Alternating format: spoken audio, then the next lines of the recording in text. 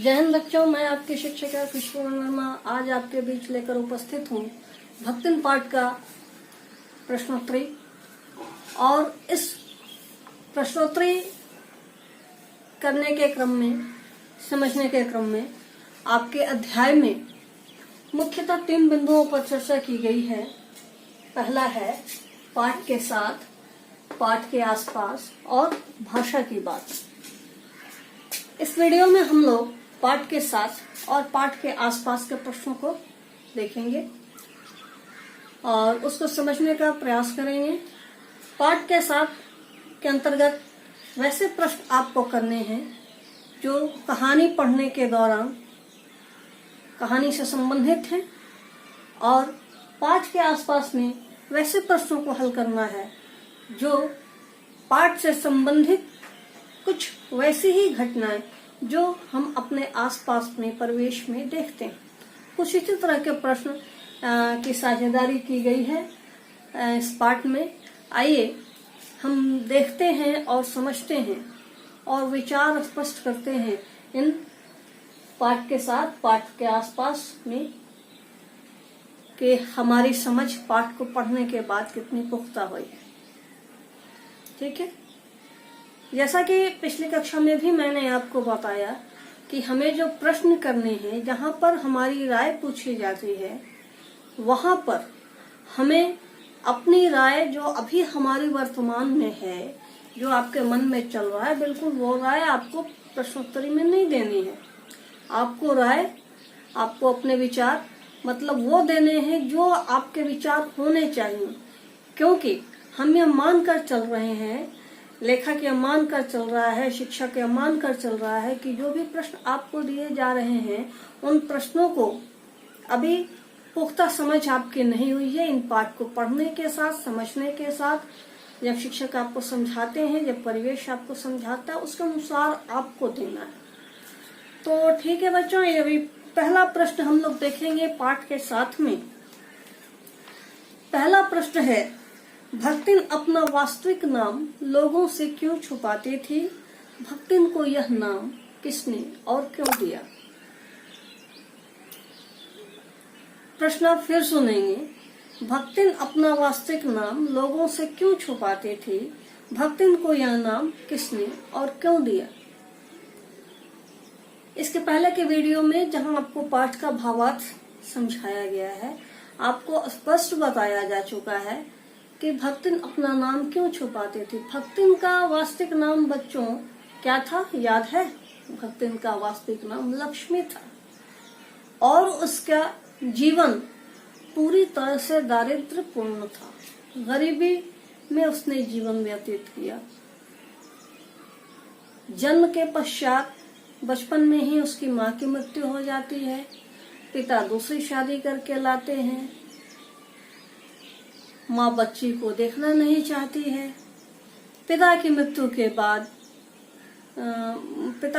के बाद वह उसका मायके से बिल्कुल नाता टूट जाता है। जहाँ शादी होती है, पति तो बहुत मानता है, लेकिन उसके जो जेठ जेठानी हैं, उसके बच्चे हैं, वो उसे बिल्कुल तवज्जो नहीं देते। फिर भी पति के साथ मिलकर वो अपने घर गृहस्थी बसाती है, लेकिन पति के मृत्यु के बाद वह पुनः उसी दारिद्र्यपूर्ण अवस्था में आ जाती है, क्योंकि उसके जेठ जेठानी नहीं चाहते कि वो उसके बच्चों की बराबरी करे। क्यों? क्योंकि उसकी 2 बच्चियां थी, उसकी दोनों बेटियां ही थी, पुत्र नहीं था। तो हमारे समाज में मान्यता यही है कि जो भी संपत्ति होती है उसका वारिस पुत्र ही होता है। तो चूंकि बेटियां थी, तो उनके घर वाले जो जेठ जेठानी थे, वो चाहते थे किसी तरह इसकी जो भी संपत्ति है हड़प ली जाए। इसके लिए उन्होंने, जब उसकी बेटी भी विधवा हो जाती है, तो अपने निछल्ले साले से उसका जेठ उसकी शादी करा देता है और फिर से उस भक्तिन की जिंदगी, जिसका वास्तविक नाम लक्ष्मी है, पुनः दारिद्र्य स्थिति में आ जाती है और वह काम की तलाश में शहर को निकल जाती है। तो उसके नाम पर कोई हंसे नहीं, उसकी स्थिति से मिलान करके, इसलिए वह अपना नाम छिपाती है। ठीक है, उसका यह नाम महादेवी वर्मा ने दिया। क्यों दिया? क्योंकि वह बिल्कुल उनकी सेवा में भक्त थी, भक्तिन की तरह व्यवहार था उसका। जैसे बात बात पर शास्त्रों की बात ले आती थी, जैसे और शास्त्र की बात लाने पर वह भक्तिन को महादेवी वर्मा को भी पीछे छोड़ देती थी। इतनी पढ़ी लिखी विद्वान थी लेखिका, लेकिन वो भी उसके तर्क के आगे चुप रह जाती थी। आगे के प्रश्न में आप देखेंगे या कहानी में आपने पढ़ा होगा तो आप उसे देखे होंगे कि एक जगह वह कहती है कि आप जब भक्तिन पूछती है कि तुमने सिर क्यों मुंडा लिया, तो वह कहती है सिर मुंडाने में शास्त्र का एक सूक्त वाक्य देती है, सिर मुंडाए तीर्थ गए, है ना, कुछ इस तरह का है वाक्य उसमें। तो वो हर बात पर इतनी जानकार लेखिका का भी मुंह बंद कर देती है। इसलिए और चूंकि लेखिका के प्रति उसकी क्या कहें, उसकी भक्ति बहुत ज्यादा है, बहुत ज्यादा वो लेखिका से प्यार करती है, तो सेवा भाव देखकर ही महादेवी वर्मा ने, लेखिका ने, उसे भक्तिन का नाम दिया। ठीक है, उम्मीद करती हूँ आपको यह प्रश्न का उत्तर समझ में आया होगा कि आपको कैसे लिखना है, क्या इसमें लिखना है। ठीक है, नेक्स्ट क्वेश्चन में हम देखेंगे 5 के 7 का। 2 कन्या रत्न पैदा करने पर भक्तिन पुत्र महिमा में अंधे अपनी जिठानियों द्वारा घृणा व उपेक्षा का शिकार बनी। ऐसी घटनाओं से ही अक्सर यह धारणा चलती है कि स्त्री ही स्त्री के दुश्मन होती है। क्या आप इससे सहमत हैं? प्रश्न एक बार फिर सुनिएंगे। 2 कन्या रत्न पैदा करने पर भक्तिन पुत्र महिमा में अंधी अपनी जिठानियों द्वारा घृणा व उपेक्षा का शिकार बनी। ऐसी घटनाओं से ही अक्सर यह धारणा चलती है कि स्त्री ही स्त्री की दुश्मन होती है। क्या आप इससे सहमत हैं? हालांकि यदि मेरे व्यक्तिगत विचार पूछे जाएं तो यह बहुत ही रिसर्च का विषय है ना, लेकिन धीरे धीरे स्थितियां बदल रही हैं। जैसे जैसे महिलाएं शिक्षित हो रही हैं, अपने अधिकारों के प्रति जागरूक हो रही हैं, वैसे वैसे स्थितियां बदल रही हैं, सोच बदल रही है। लेकिन चूंकि समाज में मोस्टली अभी भी ऐसी ही छवि बनी हुई है स्त्रियों की, इसलिए जो कि इस प्रश्न का उत्तर देना होगा तो हम कह देंगे कि स्त्री ही स्त्री के दुश्मन प्रतीत होती है। थोड़ा सा इसमें सुधार करेंगे अपने आंसर को लिखते वक्त, है ना। जैसे देखेंगे, जैसा कि हम जानते हैं हमारा भारतीय समाज पुरुष प्रधान समाज है बच्चों, और यहाँ स्त्रियों के व्यक्तित्व की महत्ता उतनी नहीं है, यानी व्यक्तिगत तौर पर उनको उतना महत्वपूर्ण नहीं माना गया है जितना कि होना चाहिए। हालांकि जीवन रूपी रथ के ये दोनों पहिए हैं, दोनों स्त्री और पुरुष दोनों के ही बैलेंस से, है ना, अद्भुत समन्वय से ही जीवन की गाड़ी पटरी पर चलती है। अदरवाइज एक कमन छोटा रह जाता और एक कमन आगे खिंचा चला जाता है। कहने का मतलब है एक आगे बहुत, जैसे एक गाड़ी चल रही है, एक पहिया बहुत आगे आगे भागे और एक पहिया बिल्कुल पीछे रह जाए तो समझ लीजिए कि ऐसे में समाज की प्रगति नहीं, गाड़ी तो बढ़ेगी नहीं। तो यह जीवन भी उसी गाड़ी का एक उदाहरण है जिसमें दोनों पहियों का समन्वय चलने में होना चाहिए। खैर, ये तो बहुत बड़ा और लंबा डिस्कशन है, लेकिन यहाँ प्रश्न को हम समझेंगे कि चूंकि भारतीय समाज पुरुष प्रधान समाज है तो यहाँ मोह भी बेटों के लिए उतना ही है। आप भी अपने घर में इस चीज को बेहतर समझ पाते होंगे कि जितना प्यार, दुलार, सम्मान, महिमा आपको मिलती है, यानी कि एक लड़के संतान को मिलती है, उतना महत्व और उतना लाड़ दुलार लड़की संतान को नहीं मिलती। ये अधिकांश तौर पर औसत दर्जे के समाज में ऐसा देखा जाता है। हालांकि परिस्थितियां बहुत बदल रही हैं, ठीक है। तो यहाँ भी जेठा भक्तिन के बच्चे और भक्तिन इसी उपेक्षा का शिकार होती हैं और उनके लिए नौकरानी जैसा बर्ताव किया जाता, खाने के लिए ढंग का नहीं रहता, काम उनसे पूरा लिया जाता है। तो ऐसे में बच्चों स्त्री इतनी ज्यादा प्रताड़ित की जाती है एक स्त्री द्वारा ही, ठीक है। औसत समाज में स्त्री इतनी प्रताड़ित की जाती है स्त्री द्वारा ही कि यहाँ पर यह कथन कहना उचित हो जाता है कि स्त्री ही स्त्री की दुश्मन प्रतीत होती है।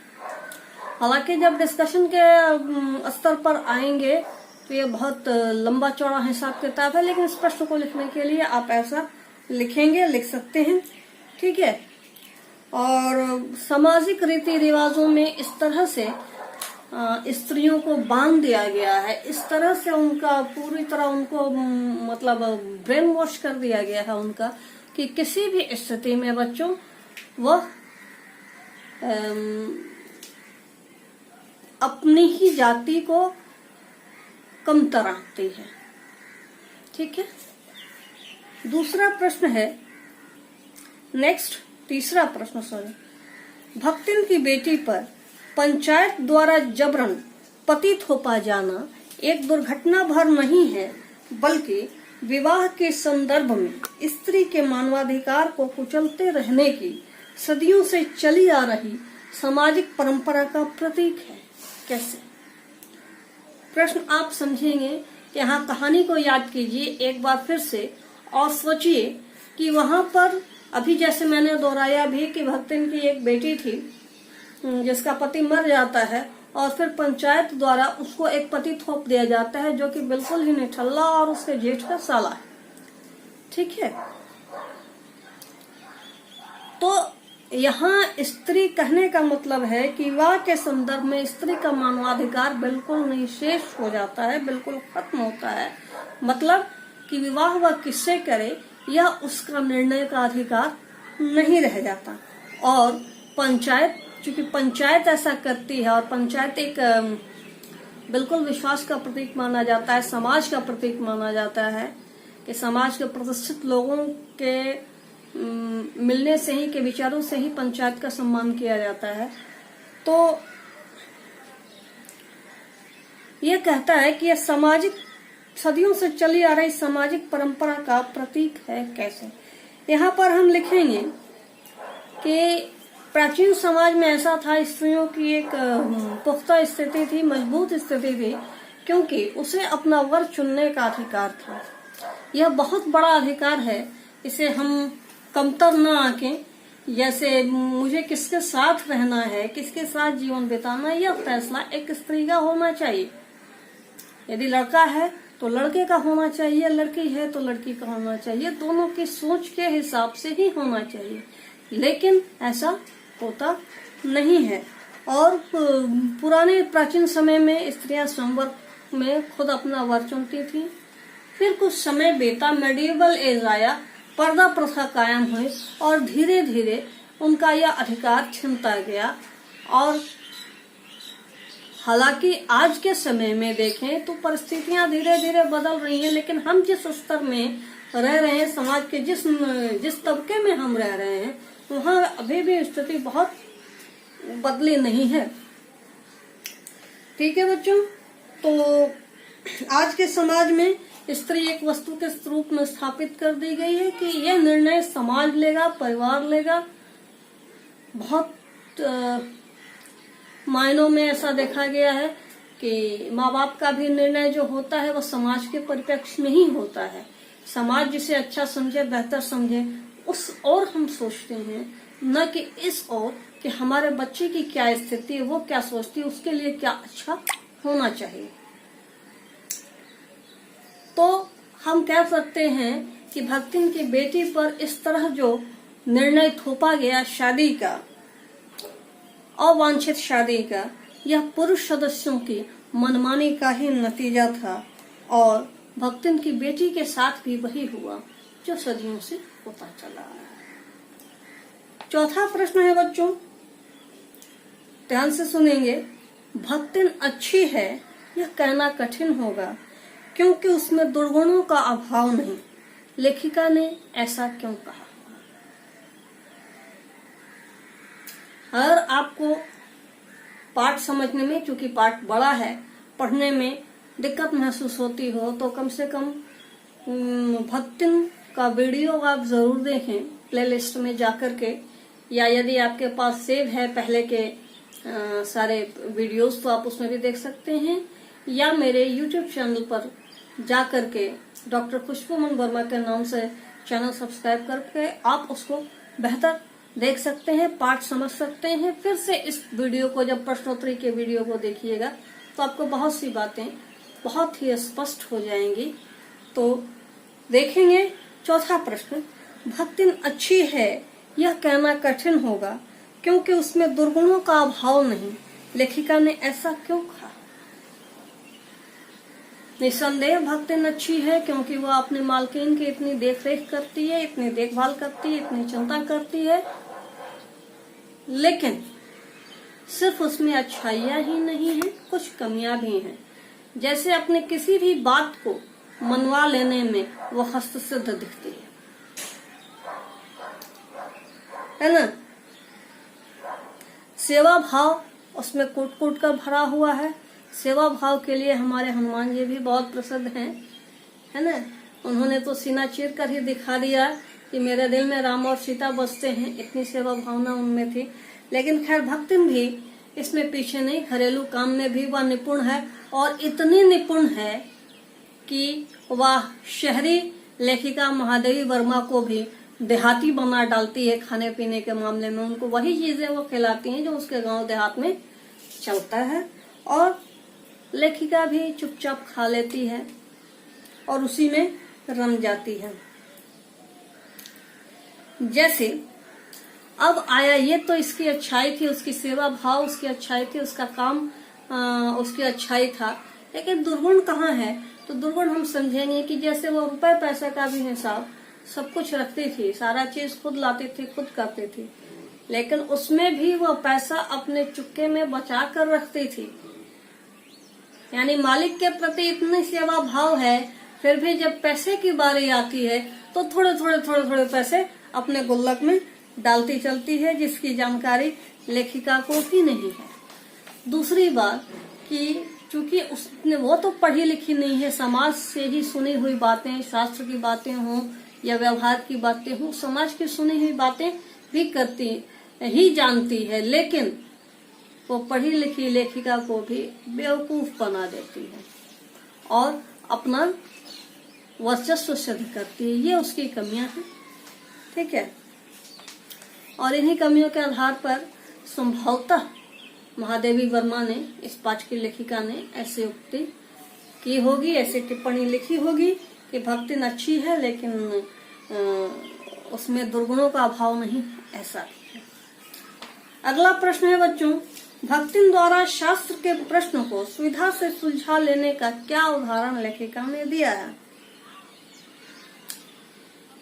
तो शास्त्र का प्रश्न जो है वो अपनी सुविधा से सुलझा लेती थी। शास्त्रों में क्या लिखा गया, किस संदर्भ में लिखा गया, क्योंकि मैंने पहले वाले प्रश्न के आंसर में भी आपको बताया कि उसे शास्त्र की समझ नहीं थी, उसने कुछ पढ़ा नहीं था, जो सुना जो समझा उसे अपने हिसाब से लपेट लिया। ऐसी स्थिति में को ही ध्यान में रखते हुए लेखिका ने यह बात लिखी है। और जैसे आपको बता रही थी मैं कि जब लेखिका ने उसके सिर मुंडाने पर ऐतराज किया तो क्या कहती है, तीरथ गए मुंडाए सिद्ध। हाँ, तीरथ जाकर सिर मुंडवाते हैं वही सिद्ध कहलाते हैं, ऐसा कहा उसने। और यह रहस्यमय सूत्र सुनकर लेखिका भी आश्चर्यचकित रह जाती है और चुप हो जाती है, और इस तरह भक्तिन जो है अपनी बात को मनवा लेती है। अगला प्रश्न है, भक्तिन के आ जाने से महादेवी अधिक देहाती कैसे हो गई? भक्तिन के आ जाने, चूंकि महादेवी वर्मा शहर में रहती हैं, लेकिन भक्तिन के आ जाने से, चूंकि भक्तिन का जैसा रहन सहन है, वो जैसे रहती है, जैसे खाती है, जैसे पीती है, जैसा वो गांव में अपना व्यवहार करती है, और उससे बहुत अच्छा, क्योंकि गांव में उसे बहुत अच्छा समझा जाता था, तो वही चीजें वो महादेवी को भी खिलाते पिलाती हैं, उन्हीं के हिसाब से रहती है, और अपने पक्ष जो भी है वो देहाती भाषा में ही उसको प्रयोग करती है। ऐसे में